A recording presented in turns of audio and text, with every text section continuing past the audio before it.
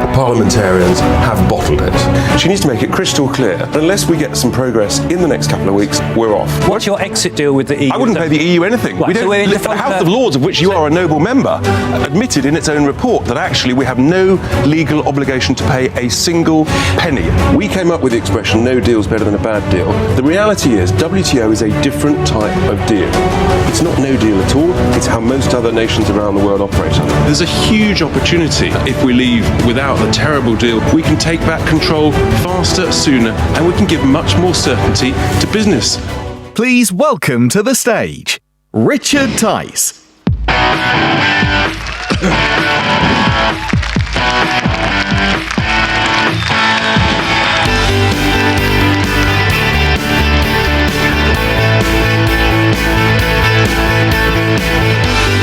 Hello! Can you hear me in the stands? Thank you very much for coming. I'm not your favourite football team, but I have got some important news, ladies and gentlemen. You're all Brexiteers, hopefully. Many of you... Things are going well. And many of you, if not all of you, are supporters of Fylde Football Club. The good news is, with 15 minutes to go, you're 1-0 up. We'll try and give you a running commentary as to the score over the next 15 minutes. Anyway, thank you very much for coming to hear us this afternoon. I'm Richard Tice. I'm a businessman. I've set up small businesses, run medium businesses, and indeed a large business that was listed on the stock market. I built thousands of homes, created tens of thousands of construction jobs, and brought hundreds of millions of pounds of investment into the UK economy. That's the day job.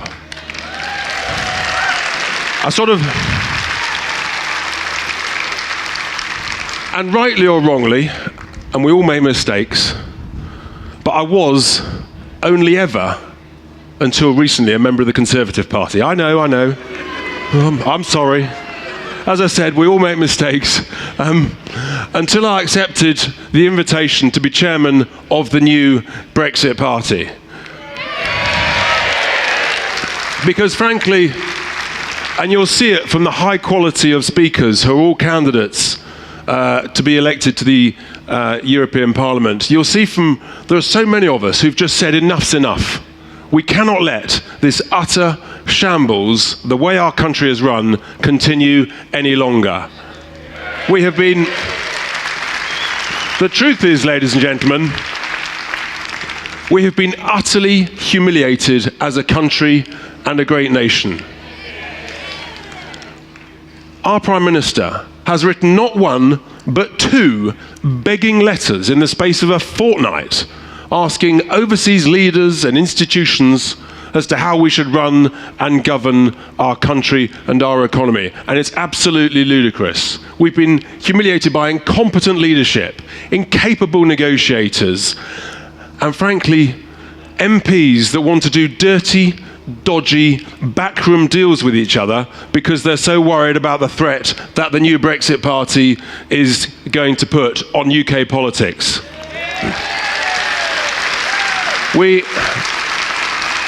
It's unbelievable that these Westminster politicians, they think it's a good idea to sign the worst deal in history, what's now actually basically a treaty. And it is truly a shocking deal. No one in their right mind would sign that. And of course, they've all been advised by the civil service. Well, that civil service has shown themselves to be completely and utterly not up to the job. And it's time for change. It's time for something different, ladies and gentlemen. It's time for the Brexit Party. That's why it's vital, it's absolutely vital, that all of us tell our friends, our family, anybody you know, we've got to vote in these European elections. It is so important. It's more important than ever, because we all know that Brexit is a huge opportunity for this country. It's an opportunity to be embraced with ambition, with enthusiasm, with aspiration, with confidence, and with belief in this great country. We at the Brexit Party, we stand for competent, common sense politics. There is so much we can do. The country is truly poised for change. Never has the appetite been stronger. Never, ladies and gentlemen, has the opportunity been greater for a new way of doing politics, a new way of running our country. Because with good quality people running our country, we can spend our taxpayers' cash better. We can invest it more wisely.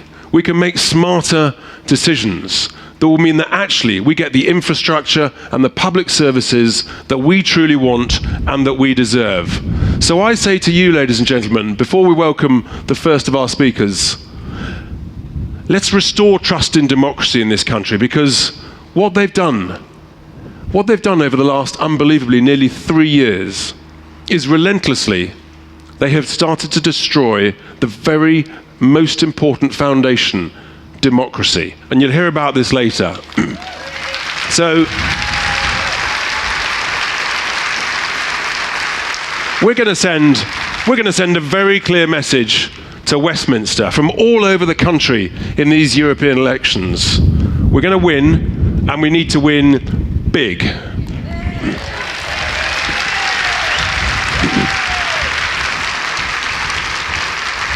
And that message is that we know, with the right people and the right leadership, that every opportunity is available to our great country, and that Brexit is a massive, massive opportunity, because we Brexiteers, we believe in Britain.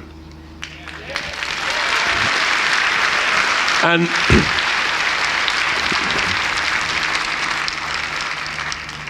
our candidates for the northwest region of the European elections are a fantastic bunch. We're going to hear from them shortly. The first one is an author. He's a TV commentator. He originally trained as a GP, so he knows about what's going on in the health service. He was actually, believe it or not, to those of you who remember John Craven and Newsround, okay, I admit it too, I remember as well. Wasn't it fantastic? So our first speaker, David Boyle, he actually was the first health commentator for children on Newsround just a few years ago. So let's welcome to the stage David Bull. Please welcome to the stage David Bull.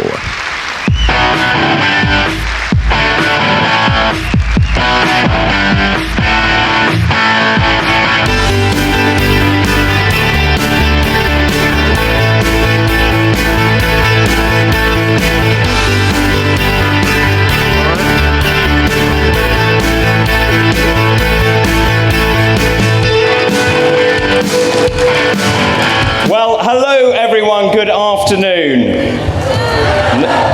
No, you can do better. Good afternoon. That's better. Hello, my name is Dr. David Bull. I am a medical doctor, I'm a television presenter, and I am an extremely passionate campaigner. Do you know, my whole remit for what I've done over the last 24 years is I've been fighting to improve the health of the nation. I have a very simple maxim. I believe that if I can give you as much information as you can make really positive choices, not just about your health, but about the entire direction of your lives. And that's one of the reasons that I'm here today. Campaigning runs in my blood. I've been involved in some very, very big medical campaigns. I've been campaigning to clean up some of the filthy hospitals in this country. They are a disgrace.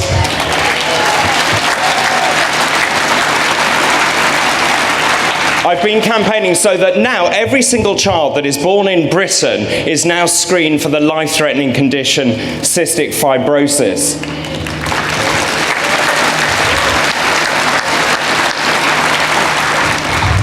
I have also been working very hard to improve the sexual health of young people. I wrote the Conservative government's white paper on sexual health. I've been involved with elderly care. We need to treat older people with dignity, with respect, and that is not happening.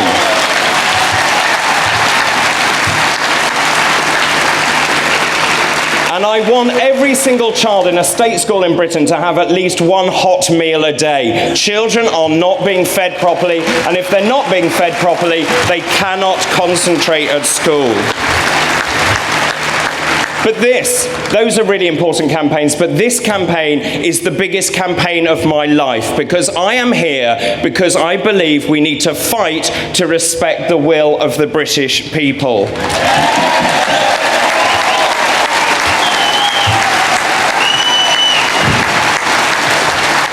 Because I think democracy is at stake. There's a fragmentation of democracy. And across the Northwest, when I'm here filming, talking to people, people are absolutely livid. They are very angry about what's going on, and it has united people across the political spectrum.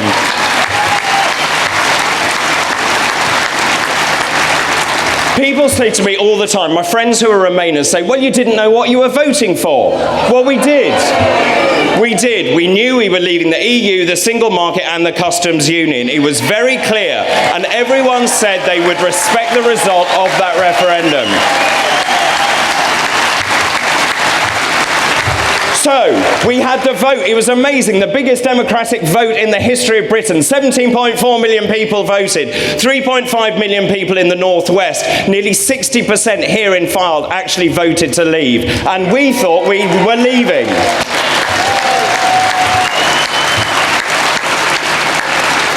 But 3 years later, we haven't left. And why is that? The reason is that Westminster and politicians do not want us to leave across party. And it is simply not acceptable. They are doing everything they can to ensure that we don't leave.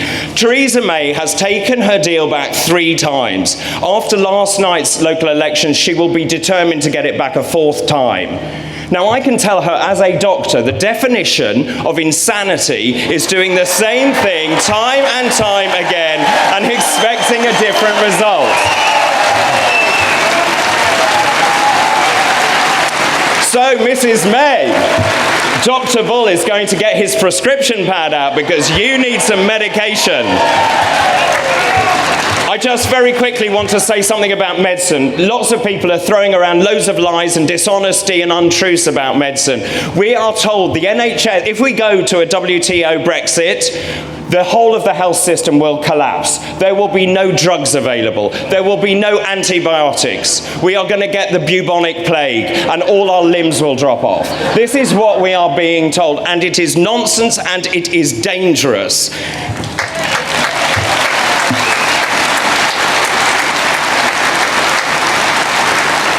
As a doctor, I just want to tell you, because obviously health is very important to all of us, I want to tell you why that is the case. You see, medicine is global and it's very flexible. Firstly, we already trade with Europe. We import and export from Europe. It's a bilateral thing. We already conform to European standards, and therefore a trade deal is very easy to do. Most pharmaceutical companies already have footprints in the EU and the UK. It's not an issue. This isn't about Europe, though. This is about the world. And if you look at the drug manufacturing around the world, let's look at one country, India. India makes 1/3 of the world's medicines now, generic medicines. By 2050, they will make 1/2 of the world's medicines. So who would you rather do a deal with, India or Portugal? Make your own mind up about that.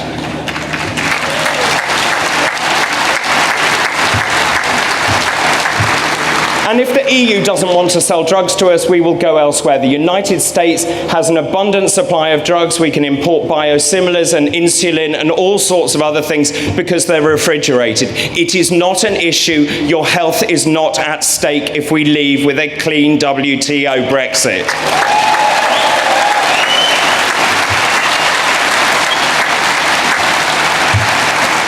Fundamentally, this is about democracy. We have to send a very strong message to people in Westminster that their time is up. This is a pivotal moment in British history.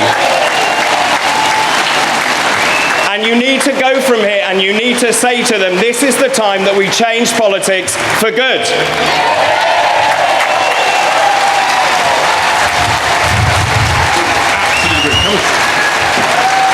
Isn't it great?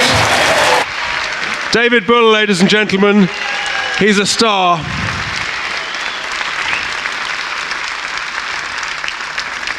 he promised me that please do not talk about his tan. So I won't say any more. But I appreciate it's a bit chilly and we need a bit of audience participation. So, ladies and gentlemen, do we believe in Brexit? When do we want it? I can't hear you. When do we want it? Thank you very much. And you what's that?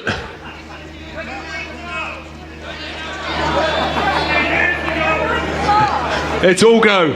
So, our next speaker, ladies and gentlemen, our next speaker is another specialist. Because as you've heard from David, he's got that fantastic knowledge about the health sector and the truth as opposed to the nonsense. But our next speaker is from the world of law. She's a very senior commercial lawyer. Indeed, her whole family, this is quite extraordinary, it's probably globally unique. Her two parents are both judges.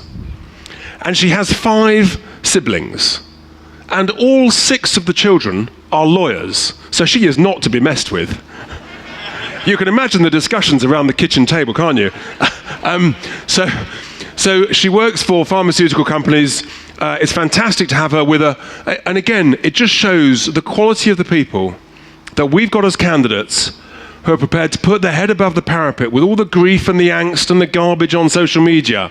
But, you know, it's fantastic that Elizabeth here is prepared to stand as a candidate for the Northwest. So please give a very warm welcome, Elizabeth Babade. Please welcome to the stage, Elizabeth Babade.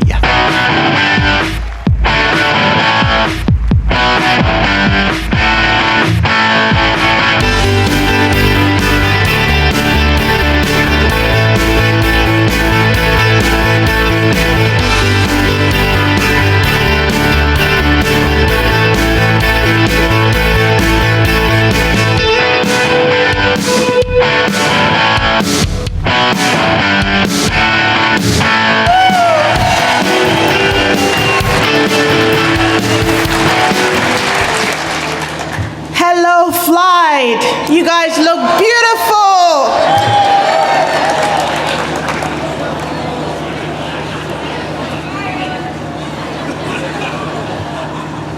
Sorry to change the mood. I want you to imagine with me a prison.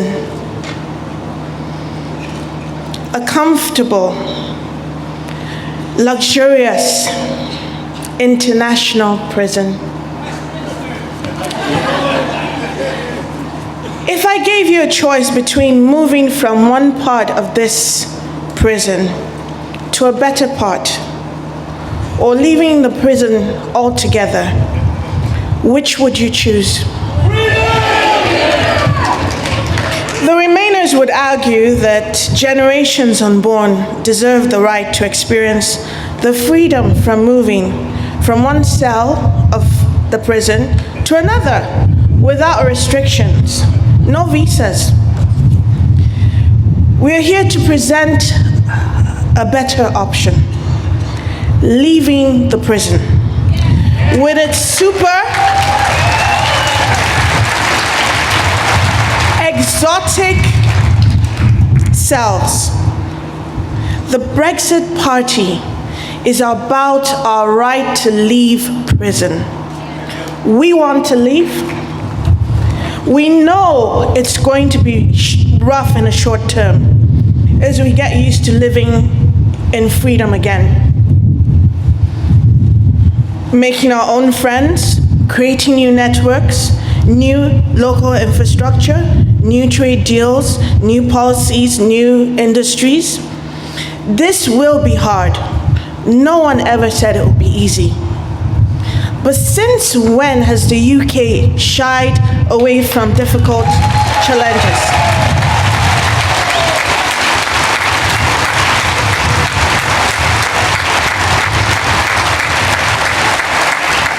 Never. What the Remainers will fail to tell you is that the current EU membership is unsustainable in the long term. In the short term, staying in the EU looks very sexy. no visas. We get to travel the continent, drink Prosecco, do some wine tasting, speak French, German, Spanish. Think of all the wonderful things about Europe. And there are many. Let's face it, Europe is amazing. Amazing countries, amazing cultures, amazing people. We don't have a problem with Europe. It's the EU we have a problem with.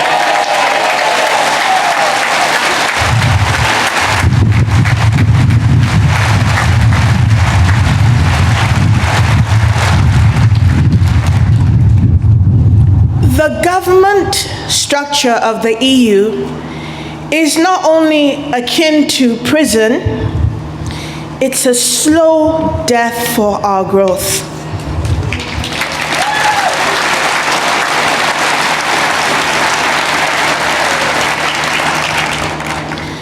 For the EU to grow, the UK, the nation state we know as the United Kingdom, must gradually fade away. That's just it. In 46 years of European Community's membership, the UK has morphed from being an industrial nation to becoming a consumer nation. We don't even feed ourselves. Most of our food is imported. No country can grow like this. We are growing other economies at the expense of our own.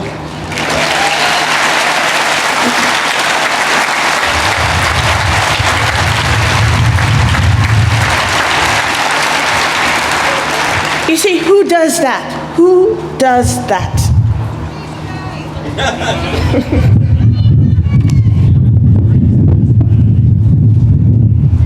The reality is that consumer nations never grow. You can never grow by spending more than you earn.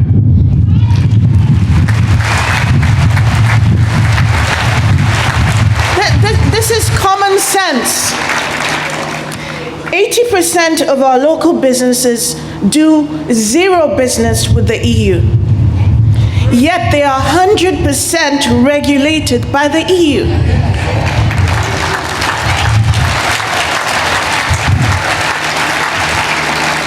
Most of our industries have been relocated by the EU to other EU countries, where they are funded by the EU budget.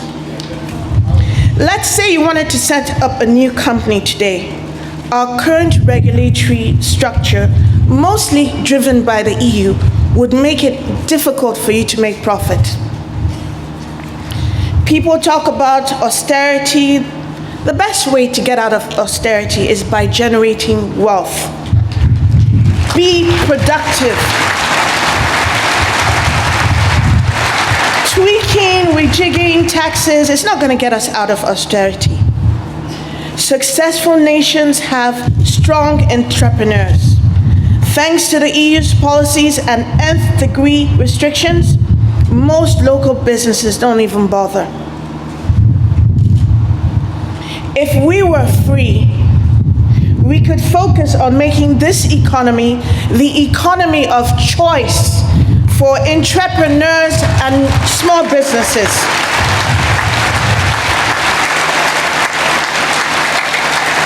We could set up technology hubs that could compete with Silicon Valley rather than being an importer of technology. I want you, dare to dream with me. Envisage a new UK. But before we can get that new UK, we need to leave the prison.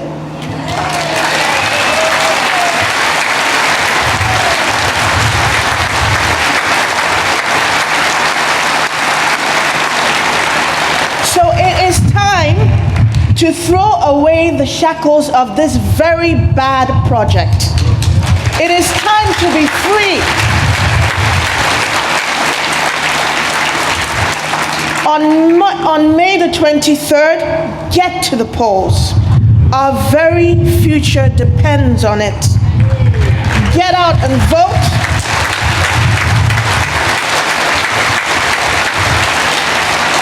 If you've never voted before, vote this one time. If this is the only time you're ever going to vote again, come out and vote. I know a lot of you are tired. You should be. But this one time, come out and vote.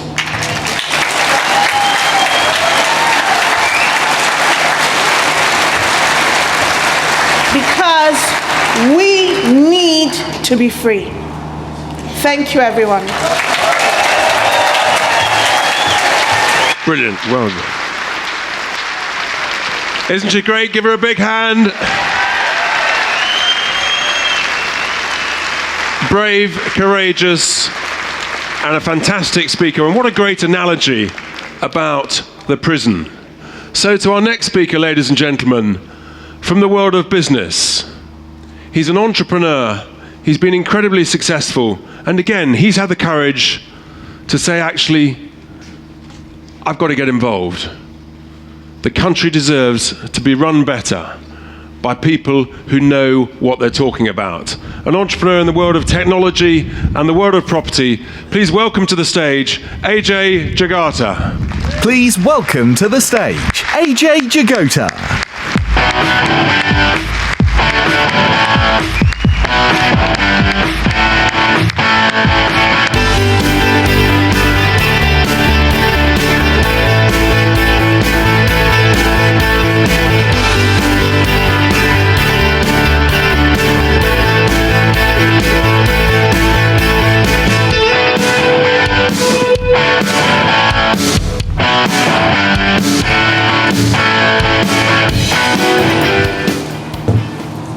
Hello, fellow Brexiteers.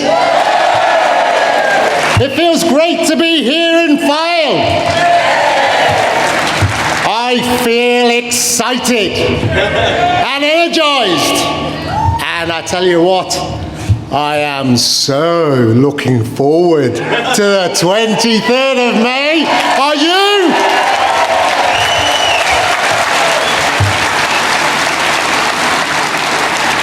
But firstly, let me thank you, all of you, for the fantastic support you have shown all of the candidates. Thank you very much. It means a lot to us.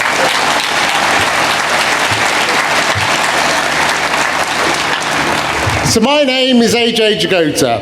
I've created businesses in various sectors over the past 25 years. My parents came to Britain from India in the 50s. Thank you. I come from a working class family, like many of us.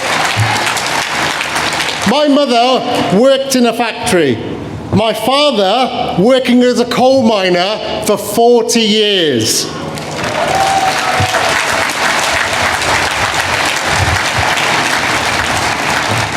I have always been so grateful for the opportunities made available to me in this great country.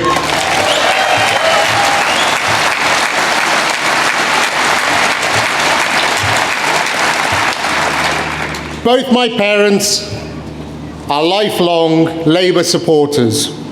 So imagine though, their surprise when their only son joined the Conservative Party. And then imagine the shock when I was elected chairman of my local association. Yes, indeed. You can imagine some of the interesting conversations and debates we had around the dinner table. But friends, in January, I resigned.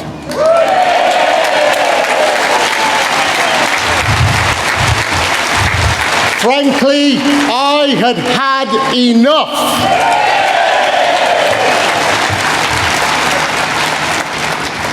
Why had I come to this conclusion, you may ask?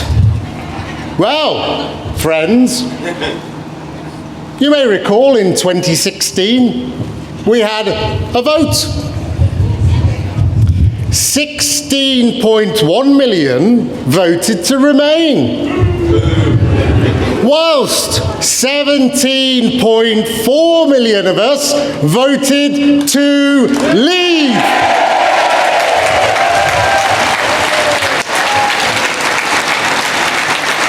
"242 constituencies across this great nation voted to remain, whilst 406 voted to leave.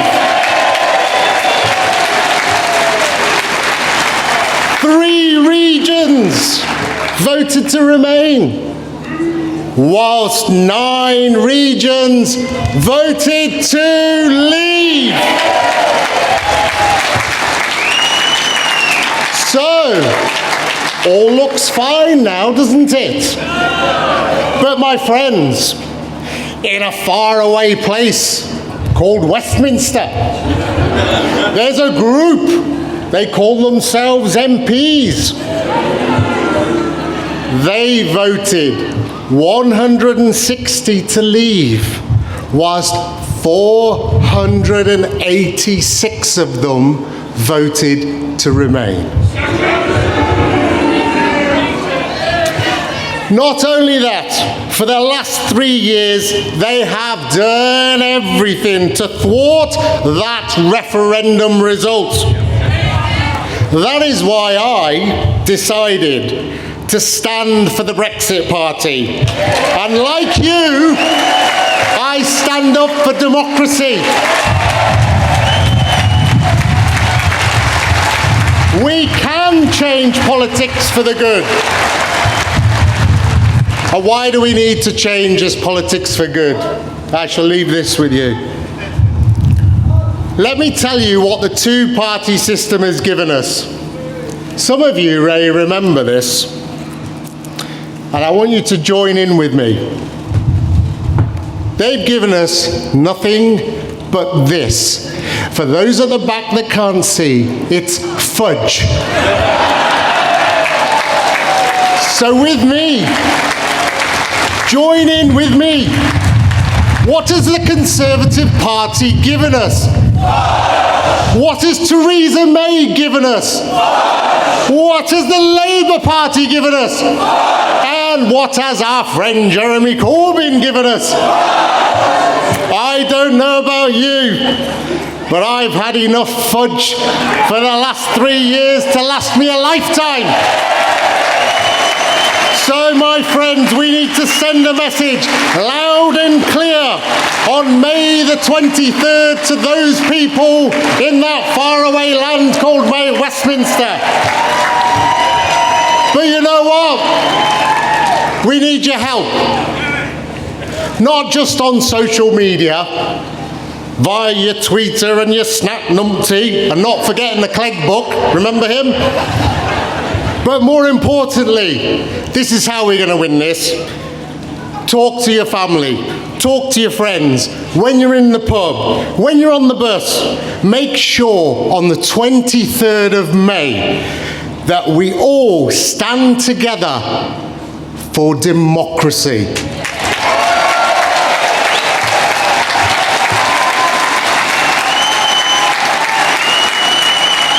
Remember, come the 23rd of May, there's only one party in town. It's the Brexit Party. Thank you. Brilliant. Well done. Isn't it great, ladies and gentlemen? Ajay. Now, I've got lots of good news. The most important news, final score, 1-0. That's fantastic. In all the excitement of thinking about football scores and my concern as to how my club, Liverpool, will do this evening, I know. All right. I nearly forgot our launch video. when we launched the Brexit Party just 5 weeks ago. So hopefully, if the technology works, just have a look at the screen and the launch video before we welcome our next speaker. We have been betrayed. That is why I set up the Brexit Party. It's why we're going to fight the European elections on May the 23rd. And that is just the beginning of what is needed in this country. Democracy is under threat. And when politicians fail to deliver, there must be consequences. I was too young to vote in 2016, but now I support the Brexit Party because I believe in delivering on democracy. It's time to recognise that actually we are an incredible nation. This isn't about left or right. It's about standing up for our right to be heard. Successful, hard-working, so much to be confident, enthusiastic and optimistic about. That's why I'm supporting the Brexit Party. We are a single nation. We wish to remain a nation. They must adhere to the promises made to the people. Let's be optimistic. And for the benefit of our children and grandchildren, if you want a home and you're a Brexiteer, you join the Brexit Party now.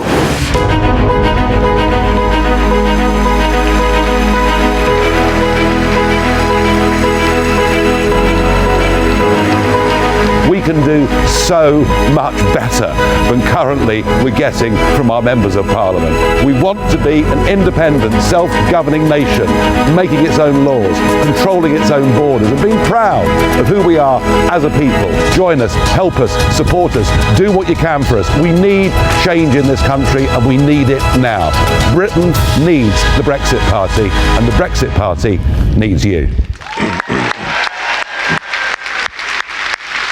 More from our friend Nigel later, but our next speaker, ladies and gentlemen, also needs little introduction. She's had a very distinguished and indeed varied career.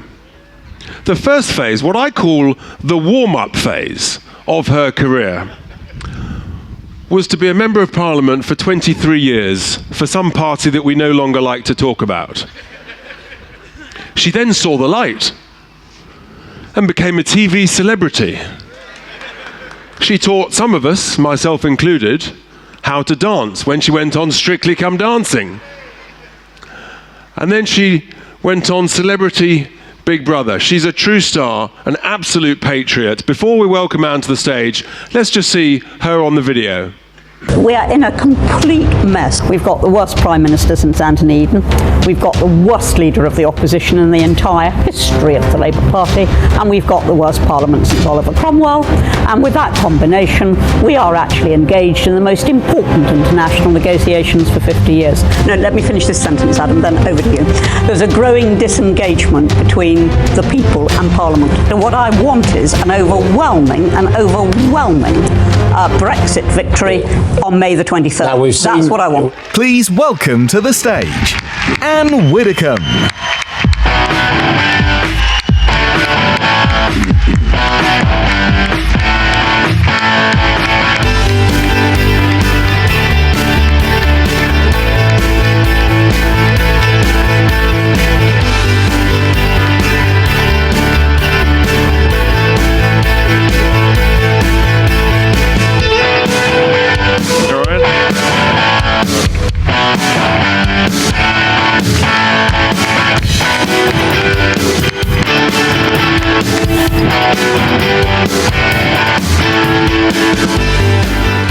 Tell me, ladies and gentlemen, can Britain remain a member of the EU and control her own laws? Can Britain remain a member of the EU and control her own borders? Can Britain remain a member of the EU and control her own trade deals? And can Britain remain a member of the EU and be governed by her own democratically elected government? And that, ladies and gentlemen, is why we voted to leave in 2016.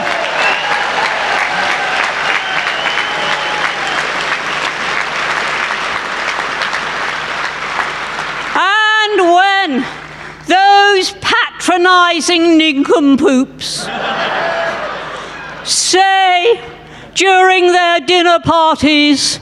Oh, poor things. They didn't know what they were voting for. That was what we were voting for Britain to become a sovereign state.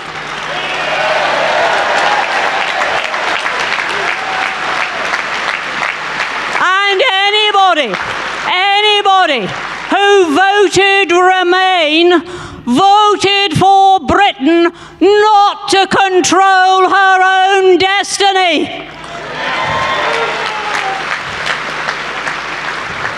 What sort of Britain wants that for their country? So that is our answer. Now, it isn't only the people who voted Remain, it's the people in Parliament, supposedly the mother of parliaments, which is behaving like a nursery.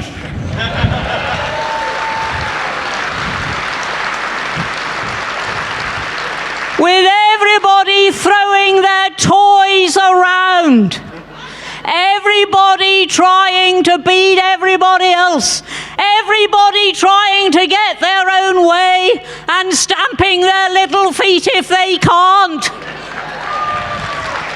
And yet, what is at stake? What is at stake here? It is the country's very future. And they are squabbling like a bunch of kids instead of getting on and doing what the British people told them to do.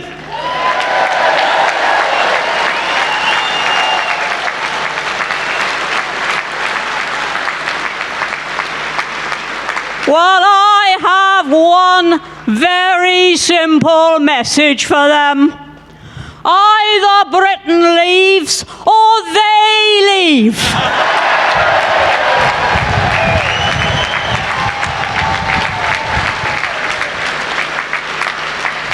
And when we say leave, we do mean leave. We don't mean standing there with one leg in and one leg out like some sort of crazed hokey-cokey. We mean being out.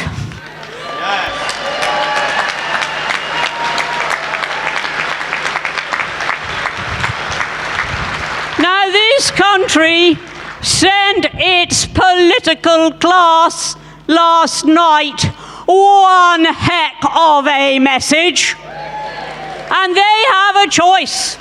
They can listen to that message, or they can do what I fear they may do, which is cobble together a deal that actually means being in all but name. If we are in the single market, we have not left. If we are in a customs union, we have not left. And what we voted to do was to leave. And that is what we expect any deal to accomplish. No more obedience to their laws. No more slavery to their rules. No more having to accept whoever wants to come across our borders just because the EU says so.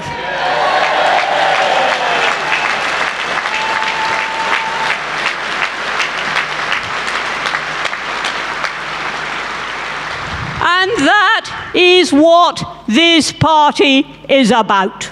And if they don't deliver us what we voted for in 2016, then come the next general election, the Brexit party will take over Westminster.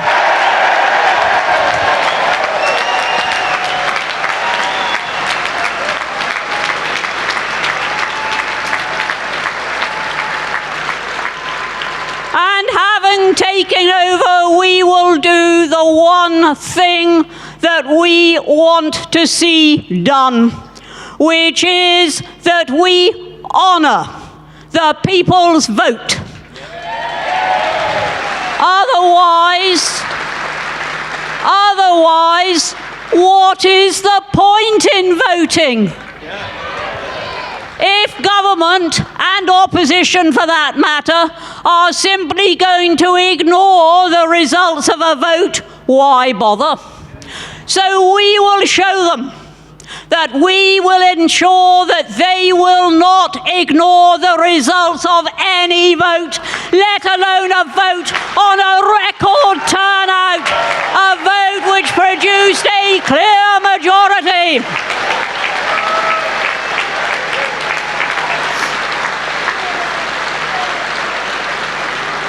Never has there been such a disconnect between Parliament and people.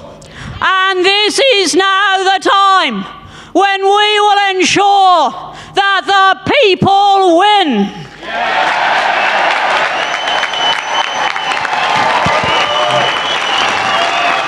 Isn't she great?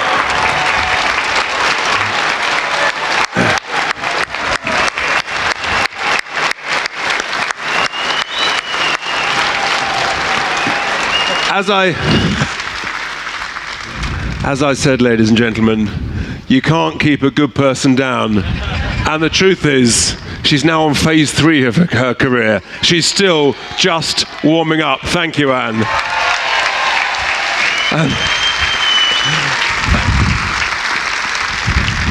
And so to our next speaker, again, another entrepreneur who understands about negotiation. He understands about taking sensible risk, employing people, investing. He's an entrepreneur in the world of aviation and defence, and as you will see, ladies and gentlemen, he is without doubt this afternoon our most colourfully dressed speaker. Please welcome to the stage Gary Harvey. Please welcome to the stage Gary Harvey.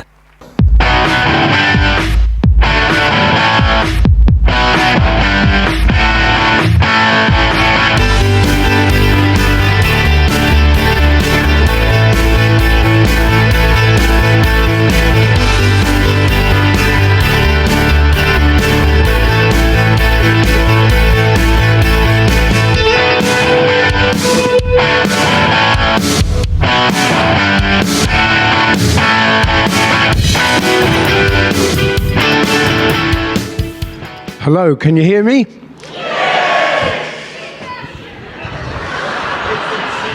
You can see me. Good, good. I want to leave an impression. Okay, you've probably already detected from my accent that I'm not from the Northwest. You've probably got a couple of questions already. One of them is, why am I dressed like I am? Do we have any football supporters in here? Whose colours are these? Norwich. Whose? Norwich. Norwich indeed. Well, hate to disappoint you, that's not my club. This was actually, this is a tribute to my late mother, who was a great Norwich fan. I have to admit that I'm an Ipswich fan. Shame. I feel ashamed. We're going down to the First Division. And tomorrow is our last game where we play in the Championship against Leeds, so I shall be there. We have some Leeds supporters in here.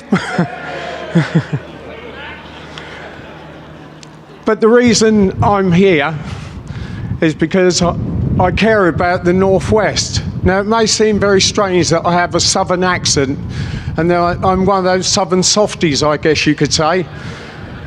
But I'm actually not. I'm quite a hard, aggressive businessman, but I have a big heart. Everything I tell you now will be off the cuff, and it will be from the heart. And it's how I feel, and how I think every single one of you feel after watching the antics of Parliament. It's an absolute disgrace.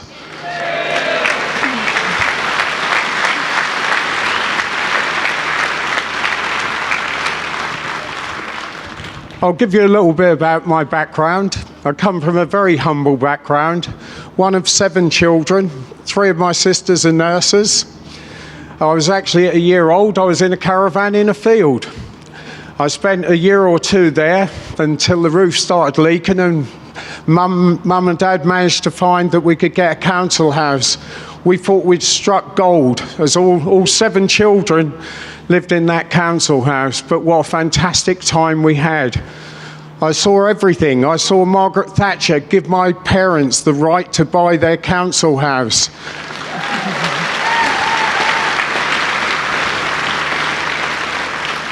I was hugely, hugely proud that that's what the Conservatives gave my parents.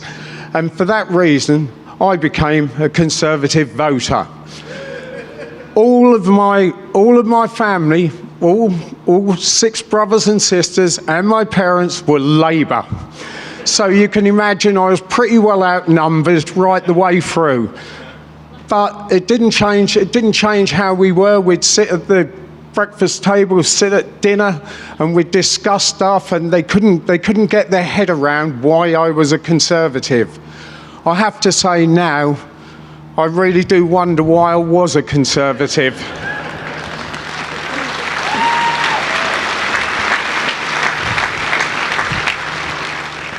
I watched my parents go out religiously to vote. Out they go, down the council estate, hand in hand, wind, rain, sun, whatever the conditions, they made sure they went out and voted.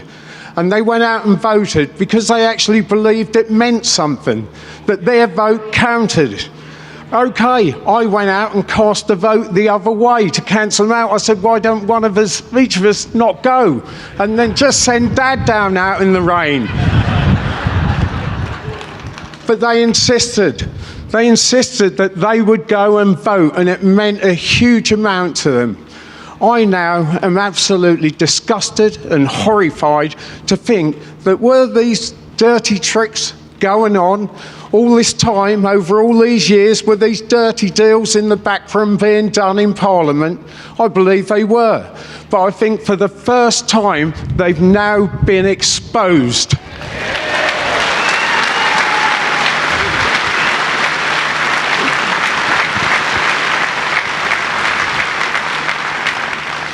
Thank you for your applause. It means a lot to me. I'm not a politician. I hope that come 23rd of May, I may well be, even if it is for a short time in the European Parliament.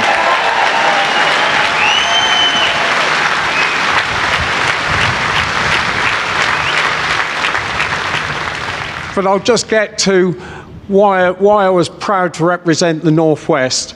I've been coming up here for 46 years.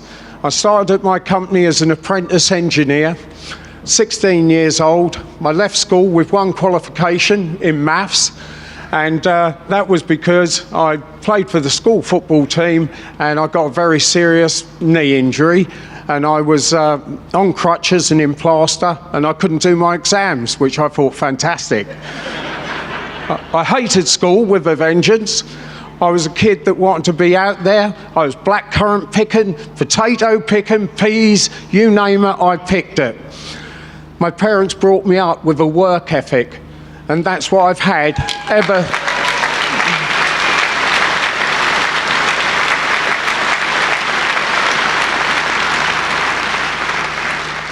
3 paper rounds teaches you a lot. 1 in the morning, 1 in the evening, and a Sunday one where you can't even carry the bag and your shoulders all cut, and it's like, geez. But I'm a real person. Like I say, I'm not a politician, but I had to get involved. There was no longer could I stand by and watch and see ordinary people, see my sisters who, I have to say, they all voted Remain. And I've had so many arguments with them. One of my sisters, she's the cleverest one in the family by a mile. Her 2 sons, one's a nuclear physicist, the other is a robotic engineer. Her concerns were they get all this funding into the UK. This where it all comes through Europe, and they won't have jobs and all the rest. Well, I said to her, I don't buy that argument. For a start, your son's been lecturing in Russia for 2 years. He came back from Russia and he went to Australia for 3 years. So I really didn't buy it. But what really got to me was the fact of the government frightening people. It was absolutely disgraceful.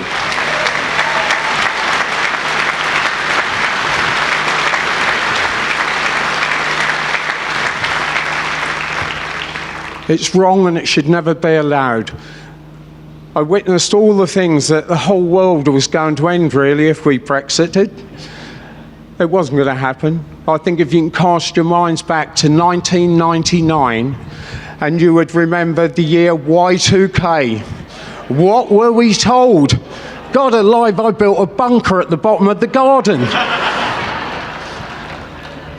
I actually did believe that we were, the whole world was going to end, because that's what we were told. Your kettle won't work, your fridge won't work, missiles will be going off during the night. Everyone was hiding under their beds. I mean, come on. And we've got exactly the same what we're being told now, and it is wrong, and we must not put up with it. We're not fools.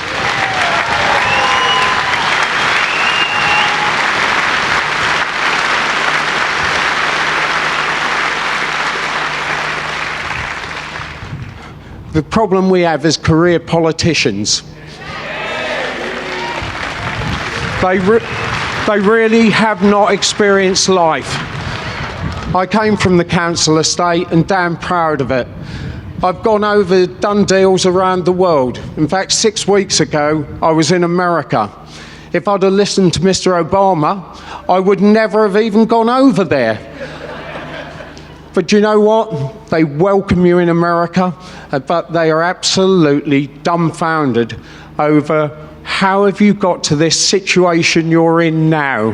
How have you got there?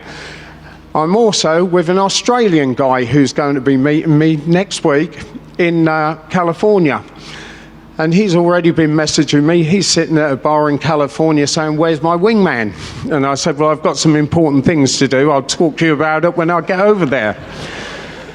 But he's mentioned to me Brexit, and what the hell are you guys doing? I mean, the Australians talk straight, and that's what I admire. It's a pity our politicians didn't talk straight.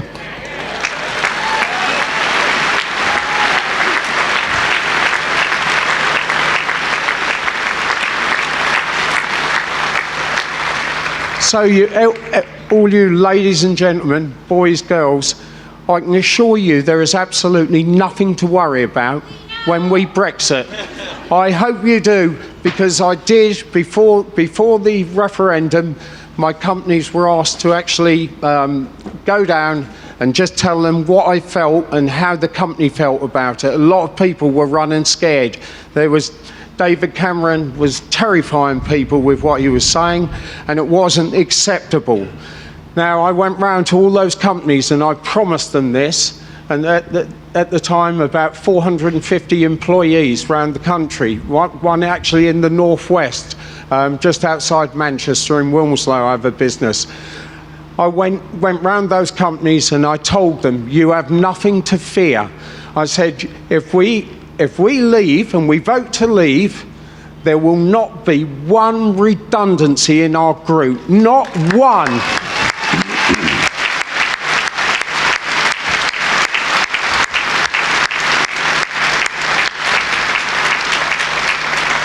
However, I did say, if you choose to remain, it's not in my control how we carry on. So, I've got the nod, I've said enough. I just truly thank you for coming here today. I hope you get out there on the 23rd of May and let's give the government a bloody nose. Thank you, Fylde. Brilliant. Isn't he great?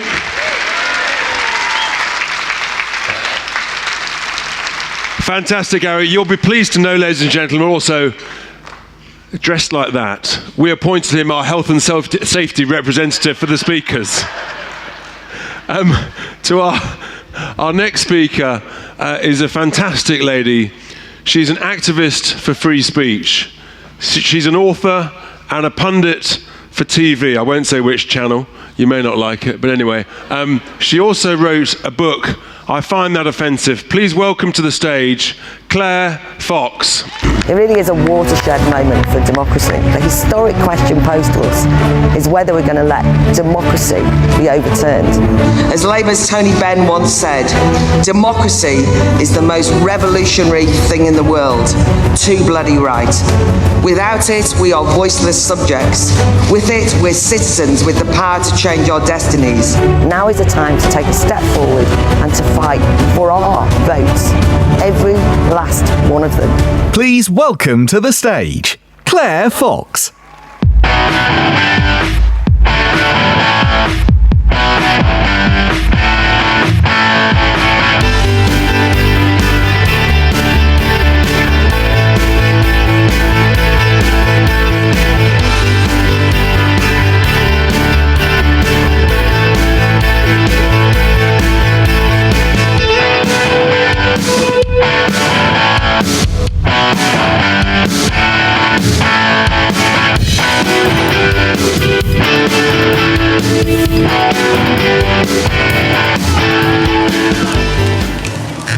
It's very exciting to be here.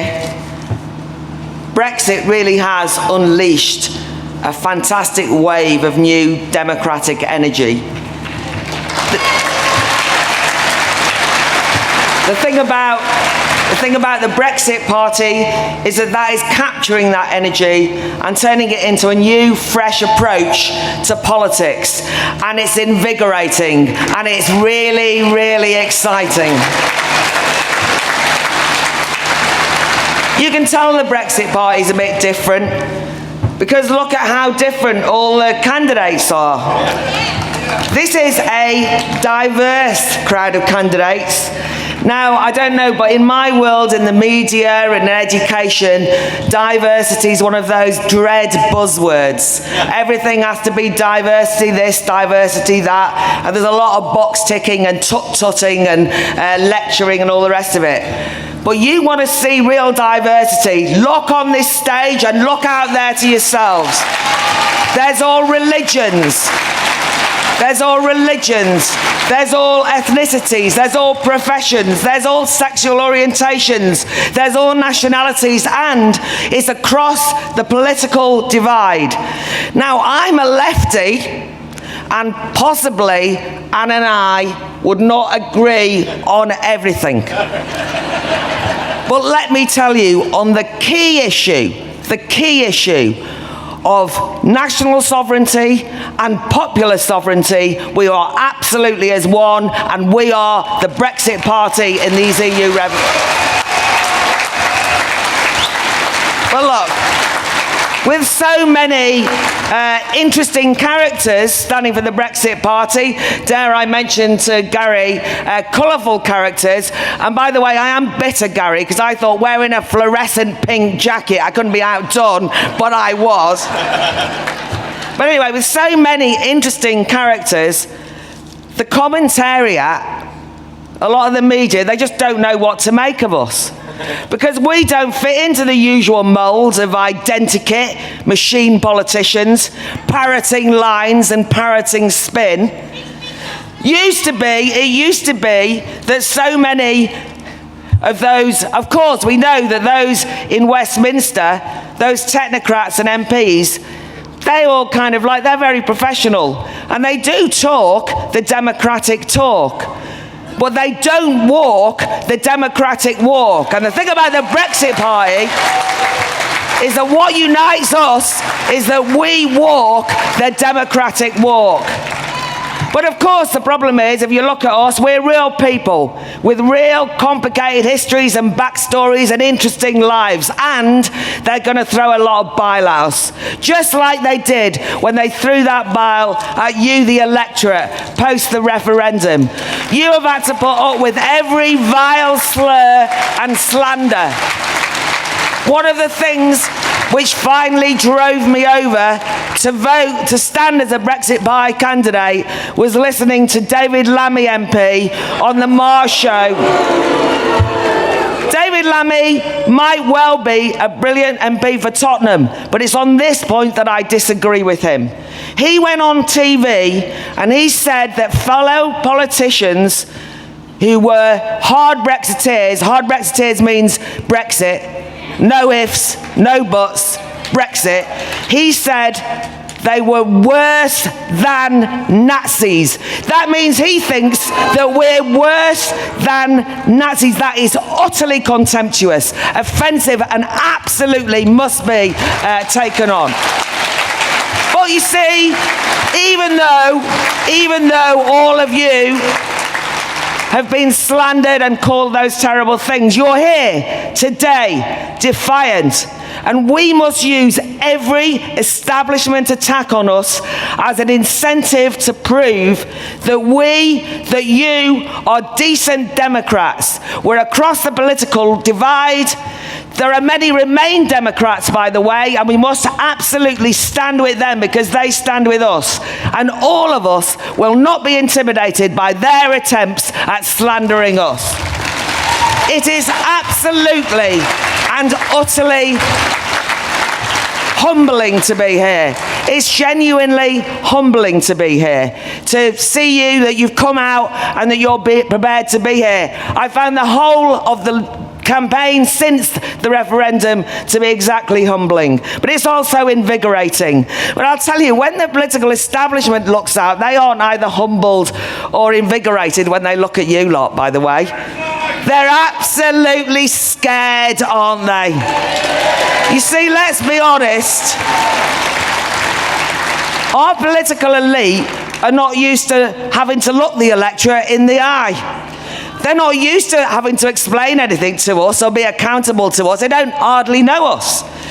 They have forgotten the political art of listening to us, their masters. They are our servants, but instead they've spent years bubble wrapped in their echo chambers in Westminster and Brussels, talking to themselves, making decisions on our behalf because they think they're better than us. And we're here to say different and remind them that they work for us.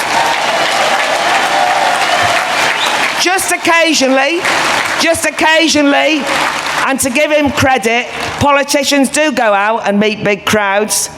I remember, I don't know if you do, when Jeremy Corbyn, went and spoke, be fair, no sectarianism here. Anyway, he went out and he spoke at a massive crowd at Glastonbury. Great excitement. Jon Snow from Channel 4 was there saying he's a new kind of politician, he's talking to the masses. But anyway, at that Glastonbury rally, Corbyn quoted Percy Bysshe Shelley's poem, written in 1819, following the Peterloo massacre.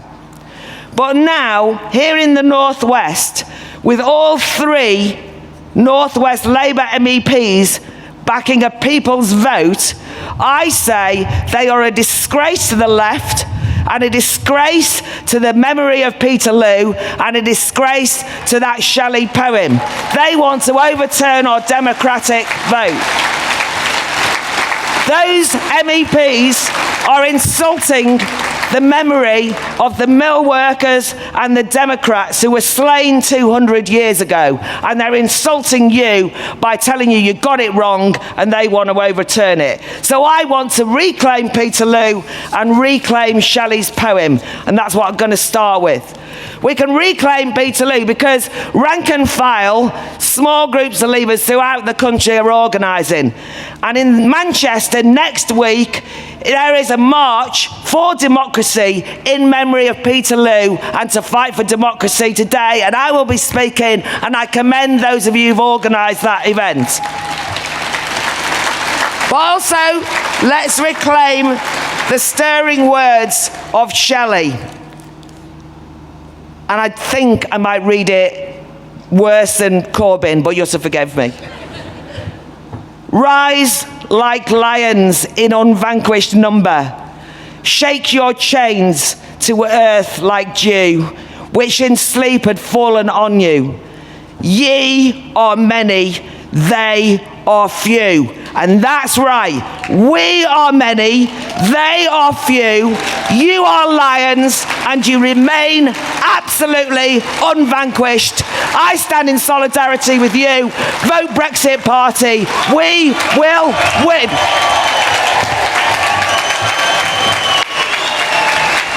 Well done, Claire. Brilliant. Fantastic. As you can tell, another passionate candidate for these European elections.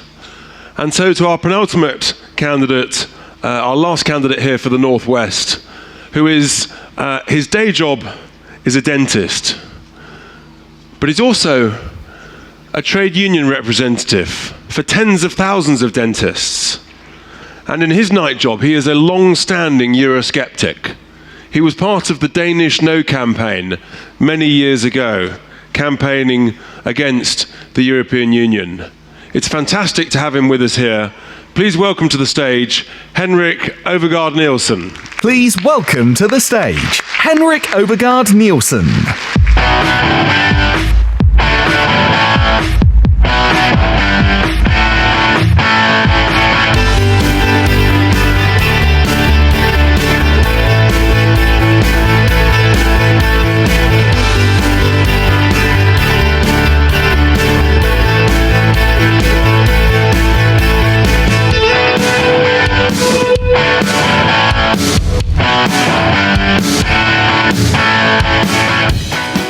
I think I need to have a word with the organisers here. I think we need to change things because we've got a serious colour clash on the last two seats over here. Gary did offer to take me clothes shopping, but I have a feeling I might decline. Good afternoon, everybody. I'm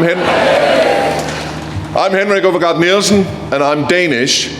I'm also a dentist, so with David here as well, I think we can handle most emergencies around here today.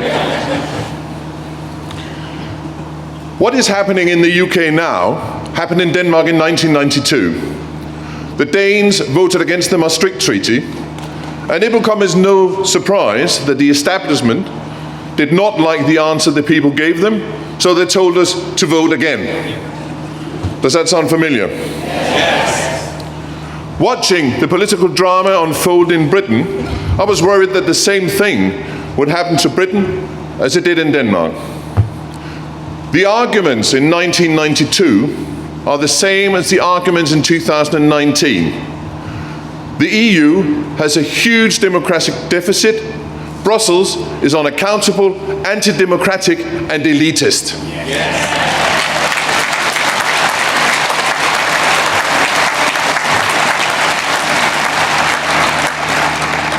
This takes power away from people.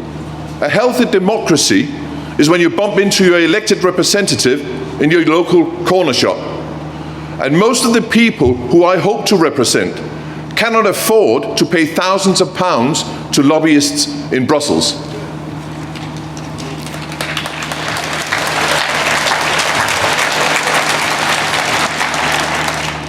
And isn't it a disgrace that the Labour Party is in favour of this?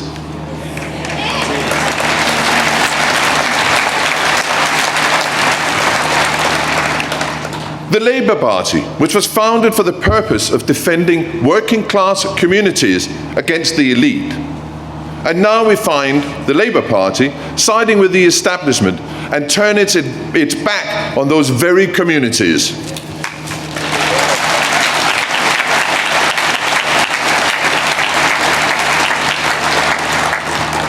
If you look at a place like Fleetwood, which was once England's third biggest fishing port,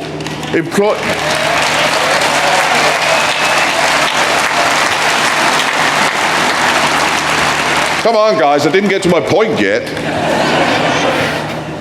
Which was once England's third biggest fishing port, employing 11,000 people, it now has no full-time fishermen. Unlike the Labour Party elite, most of whom would not know a fishing boat from a yacht. I have spent many an early winter morning catching cod and eel in the freezing cold Baltic Sea. My family of fishermen in Denmark and I've seen firsthand the devastating effect the EU's common fisheries policy has had.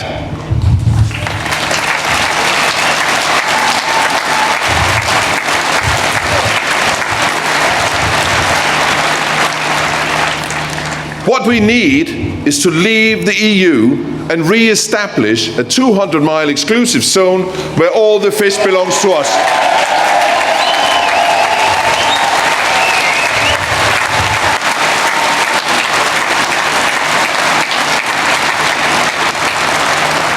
Norway has done it, and the EU just have to do what Norway tells them to do, because otherwise they wouldn't have any access to those waters.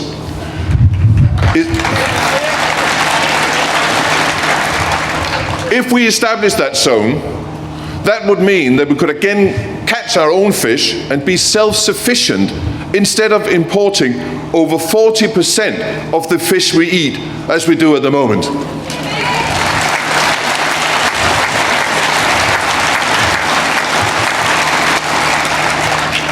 But the Labour Party seems so much more concerned with the university lecturers and the residents of Islington than fishing communities in Fleetwood.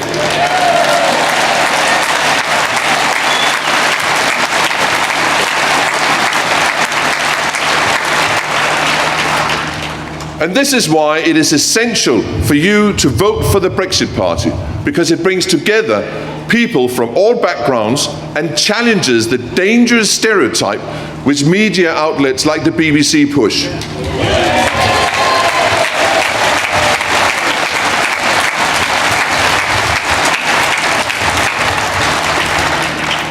I did not support Brexit on the basis of a far-right ideology. I am far from the xenophobe Chucker and his chums have claimed make up 17.4 million of their fellow citizens.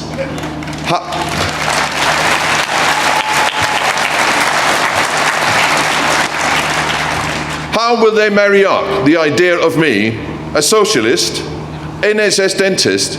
I have, in the 20 years I worked as an NHS dentist, never treated a private patient. I'm a trade union representative.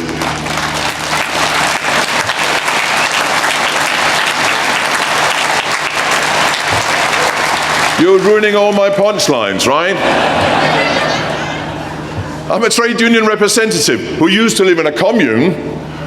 How do they marry that up with me being a Brexiteer? Britain is my home. I brought my children up in this country, and I worked and paid taxes here for over 20 years.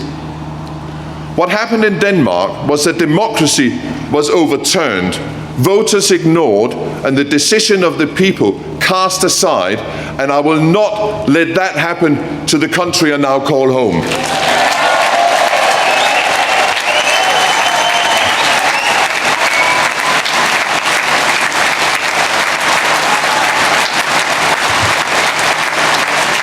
The Brexit Party is the way we can stop history repeating itself, and I urge you all to sign up, support and vote for the Brexit Party on the 23rd of May.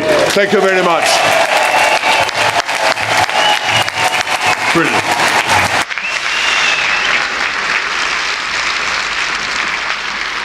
Thank you, Henrik. Thank you very much indeed, ladies and gentlemen. And now to our last speaker. You may have heard of him. He needs little introduction to any of us, and without question, he is probably the most influential person to have an impact and a real part in history, political history in this country in the last 70 years. You talk about courage. What he's done in the face of abuse, threats to himself and his family has been extraordinary. That continuous commitment to our great country. Before we welcome Nigel to the stage, let's just see him on the video. We have a parliament that is now completely out of touch with our country. I think politics is broken. Our task and our mission is to change politics for good.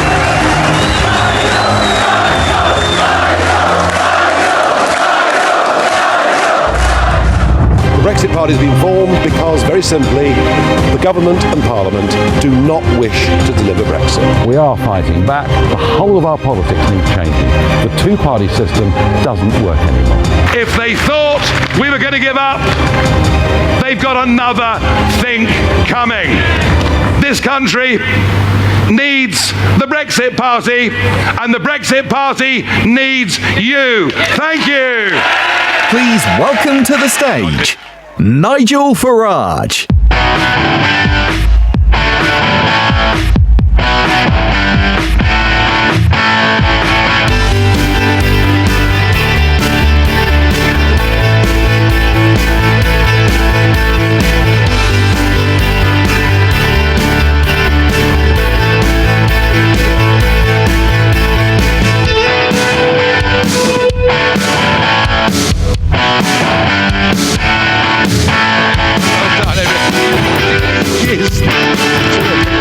Loved it all. Brilliant. Good afternoon, Fylde. And congratulations to Fylde AFC, who won today against Solihull 1-0. Fylde are going to Wembley. Well done them. So I hope we brought them some good luck. Now, whilst we're in this cheery mood, I want to find out how sympathetic you're feeling today, because the last 24 hours have been very, very difficult for one individual. And I wonder just how sympathetic you're feeling for Mrs. May having crashed in the local elections. Oh. Well, I have to say that what she has tried thus far to sell to the country as Brexit, namely her new European treaty, is such a shameful document that it would only have been signed by a country that had been beaten in war. She has humbled us, she has humiliated us.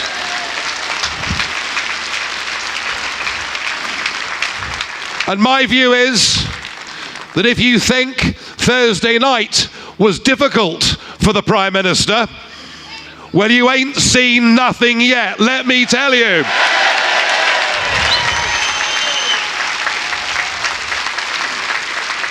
Although, of course, you may here in the Northwest be tempted, perhaps, to vote for Mrs. May's Conservative Party. That's the Conservative Party, and she's the Premier that told us 108 times that we'd be leaving on the 29th of March. Remember? Did we leave on the 29th of March? Did we leave on the 12th of April? Will we be leaving by the 30th of June? And do you believe her when she says we'll leave on Halloween Day, the 31st of October? Trick or treaty, that's what it's come down to. And just to show you how dishonest and duplicitous she and her party are, the man who is topping the list here in the Northwest for the Conservative Party, Sajid Karim, has come out in the last couple of weeks. He now supports a second referendum and Britain remaining in the European Union. So if you are a Brexiteer and you live in the northwest of England, you simply cannot vote Conservative. And what, you may ask, of the Labour Party? Now, Corbyn's been playing this game of ambiguity, trying to appeal to Remainers in Islington and Leavers up here in Blackpool and elsewhere, neither being one thing nor the other. But here is the truth of it. Slowly but surely, piece by piece, the Labour Party's betrayal of much of its own electorate and its own manifesto promise has been just as bad, if not perhaps even worse, than that which has been done by the Conservative Party. And here, in the Northwest, there are 3 sitting Labour MEPs. They're on top of your list here in the Northwest, and if you vote Labour, all three of those Labour MEPs who are up for re-election, all three of them support a second referendum and Britain remaining in the European Union. So let me ask you here in the North West, are you going to vote for those Labour candidates? Thank you. And when you really think about it, you could, I suppose, vote for Chuka Ramuna's party, but I don't think they've really got off the ground. And I suppose, whatever we think of the Liberal Democrats, I guess at least they've been consistent that they want to remain. Lord Adonis, who is now standing, Lord Who was what I thought a few months ago, but Lord Adonis said, if you're a Labour voter and you're a Brexiteer, don't vote Labour. So you can't vote Labour, you cannot, as a Brexiteer, vote for any of the other parties, but there is one party here in the North West that you can vote for, and I want to say, I think what you've seen and heard this afternoon is an amazing array of talented and brave people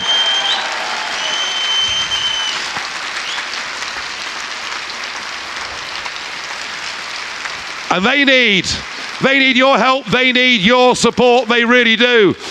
You know, when you think about it, that referendum on the 23rd of June 2016, we were told by everybody that the way we voted would be honoured and implemented. Remember that leaflet that David Cameron put through everyone's door? Spent 10 million quid of our money telling us how terrible it would be if we voted to leave, that jobs would go, investment would go. We even had George Osborne telling us there'd be an emergency budget, interest rates would go up, taxes would go up, 500,000 jobs would be lost immediately. We had President Obama coming across and telling us, you know, we'd go to the back of the queue, and despite everything, despite all the threats, we, the British people, voted by a big majority of 1.3 million votes. We voted leave, and we knew what we were voting for. If there's one thing that really drives me mad, it's being told again and again. It's being condescended to, patronised, and being told we didn't know what we were voting for. Well, I think we did know what we were voting for.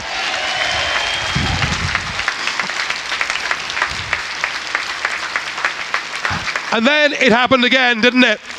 The general election, both big parties said, well, at least they're big parties at the moment, but we'll come to that perhaps in a second. And both of them, in their manifestos, promised us, vote for us, and we will honour the result of the referendum. And as previous speakers have said, perfectly clear what the referendum was about. Every single leading player on both the Remain and Leave side said the consequence of leaving was that we would leave the EU, the single market, and the customs union. So they both promised us they'd honour the result. We then saw 498 MPs voting for Article 50. I have to tell you folks, even I thought at that stage we'd probably won. Because Article 50 said that we were leaving on the 29th of March 2019 with or without a deal. And given that Mrs. May's deal is actually a new European treaty that in some ways is worse than the current terms of EU membership, we should have left on the 29th of March with no deal and been free.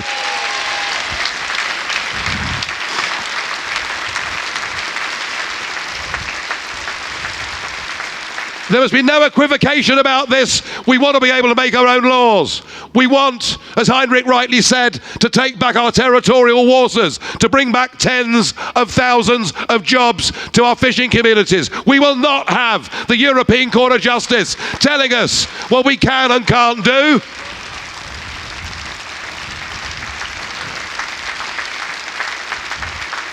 And as far as the £39 billion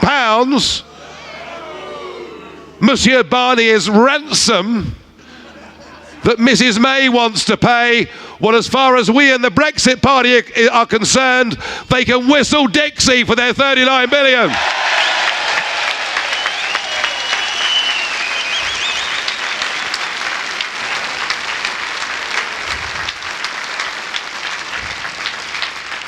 But you know, this is about more than just leaving the European Union. There is something absolutely fundamental at stake here. Can you imagine if in an African country there'd been an election or a referendum that had been overturned?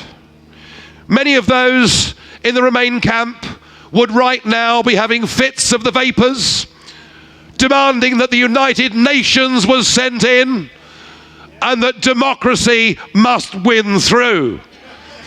But here in the country that has had a continuous parliament since the 13th century, here in the country that did more than anybody in the world to develop the concept of parliamentary democracy, and then to sell that concept to the post-1945 world with decolonisation. Here in the country that has the mother of parliaments. It is in our very country where the very democratic process has been willfully betrayed by a political class who have acted, in my view, in the most disgraceful, almost treacherous manner.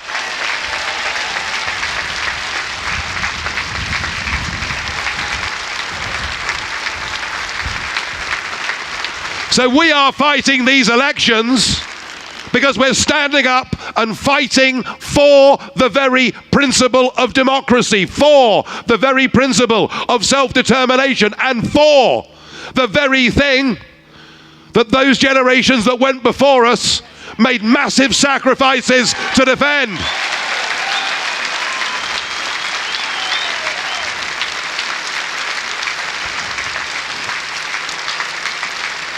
It is about democracy.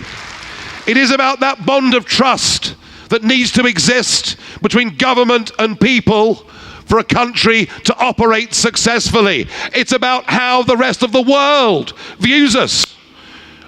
Many friends I have in Australia, India, around the world, they simply can't believe what's going on in this country. I've got some American friends. I won't name them, obviously.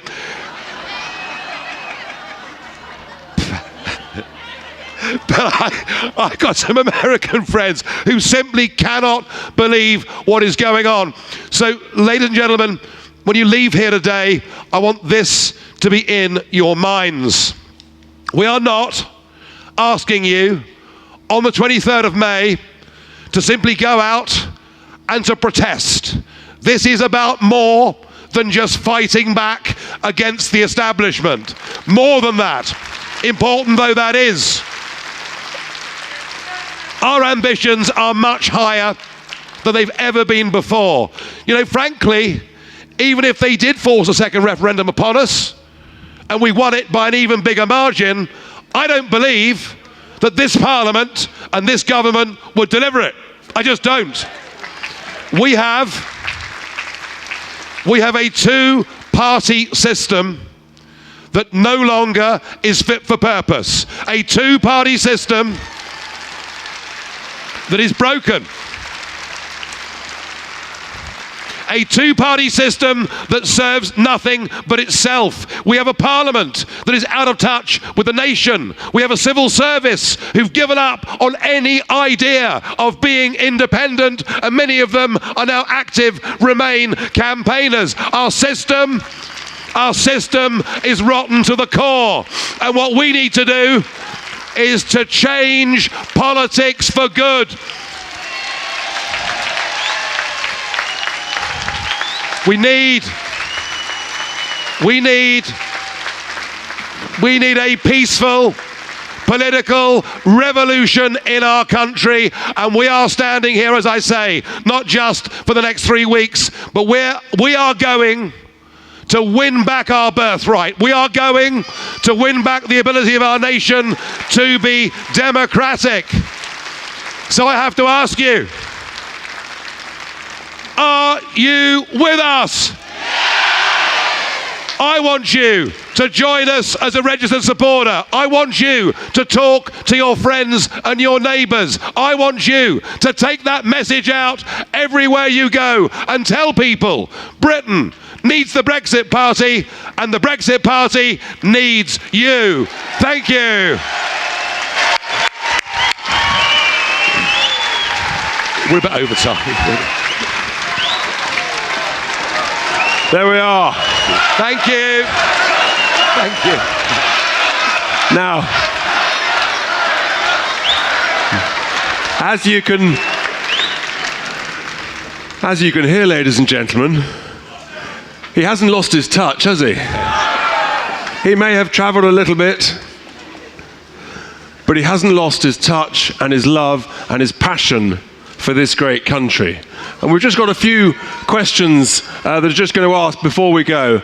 The first one is, of course, Nigel, you know, politics is a serious business. But the first one is, Nigel, what's your favourite beer? Yeah. Well, now, it is true that up until a couple of weeks ago, I'd never been photographed in public without a pint in my hand. This is true. However, much as I think we need to enjoy life and have lots of fun, and goodness me, there's quite a lot to laugh at, isn't there? But actually, I'm taking this campaign so seriously.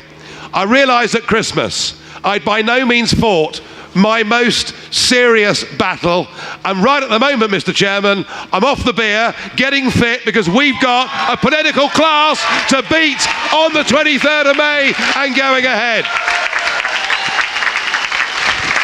You heard it here first, ladies and gentlemen. I must be having an impact on him. The next question is for Anne. Anne, are you worried that there'll be a stitch-up by the Tories and the Labour Party on the withdrawal agreement, given the results of the local election? There will undeniably be an attempt at a stitch-up, and we will stand against that attempt.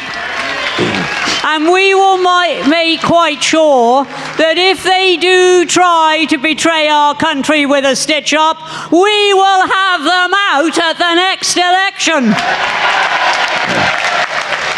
Right.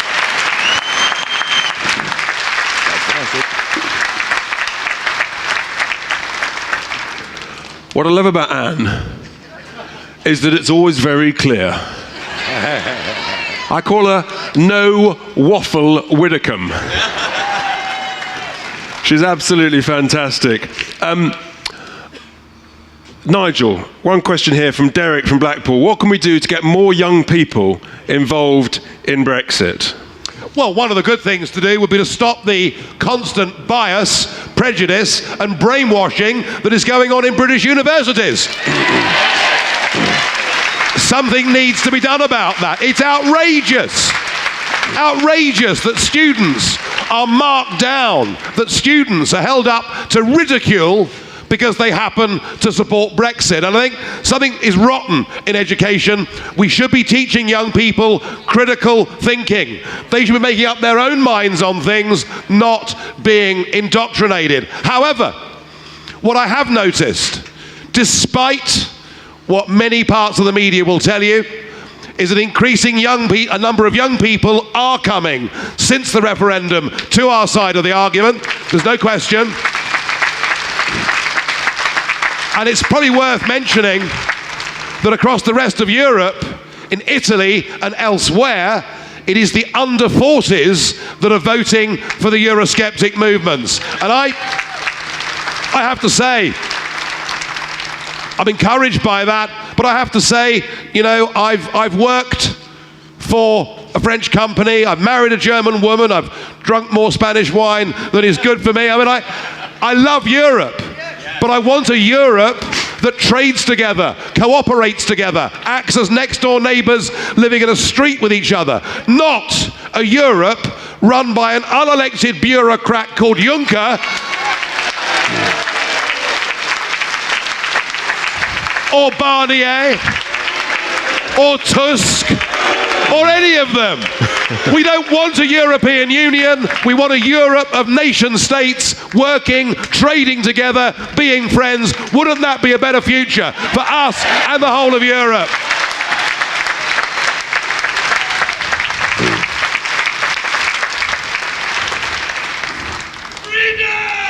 There we are. I think we know where we are.